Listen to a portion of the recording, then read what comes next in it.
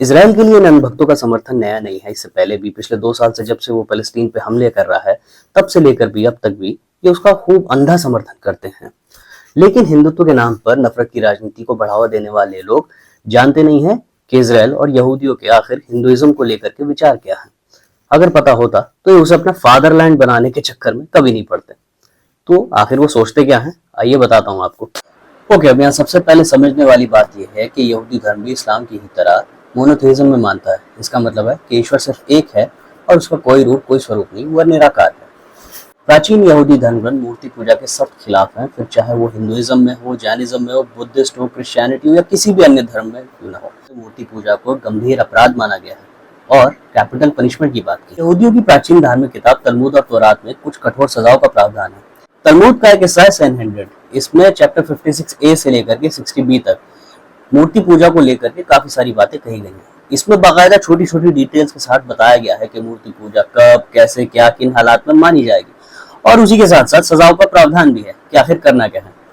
तलमुद के Sanhedrin chapter 60B में ये कहा गया है कि अगर कोई मूर्ति पूजा करता है तो उसे एग्जीक्यूटिंग बाय स्टोनिंग यानी कि पत्थरों से मार मार कर सजाए मौत। इसमें यह भी बताया गया कि मूर्ति पूजा कैसे कैसे किस किस कैटेगरी की मानी जाएगी। मिसाल के तौर पे अगर मूर्ति को कोई जानवर सैक्रिफाइस करके चढ़ाते हैं, जैसे कि कई हिंदू टेम्पल्स में होता भी है, और उसी तरीके से अलग अलग चीजें के अगरबत्ती मोमबत्ती दिखाना, उस पर किसी तरीके का तरल पदार्थ चढ़ाना। हिंदुइज्म में जैसे कि होता है शिवलिंग पे दूध दही जल अर्पित करते हैं लोग। और इसी तरीके से आखिर में अगर कोई किसी मूर्ति के सामने सिर झुकाता है, माथा टेकता है, या अगर ये इरादा भी कर लेता है, अगर वो बिलीव कर लेता है कि हाँ भाई ये मूर्ति या ये पर्टिकुलर देवता मेरा भगवान है, मेरा ईश्वर है, मेरा कर्ता धर्ता है, तो वो भी आइडल वर्शिप यानी कि मूर्ति पूजा की कैटेगरी में माना जाएगा और सजा का पात्र होगा। इसी तरह से ड्यूटरनॉमी, जो कि तौरात की 5वीं किताब है, उसके वर्ष 13 से 18 तक में मूर्ति पूजा के बारे में कई बातें की गई हैं।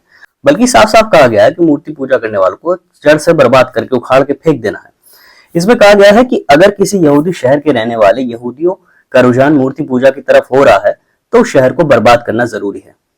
इसमें आगे कहा गया है कि अगर शहर के बुरे लोगों को यह कहते हुए सुनो कि हमें जाने दो और दूसरे खुदाओं की पूजा करने दो, तो उनके ऊपर तलवारों से हमला करो, पूरा शहर और उसका माल जला देना चाहिए, इस तरह कि वो शहर दोबारा न बच सके और ना ही उसका शहर का माल तुम्हारे हाथ लगना चाहिए।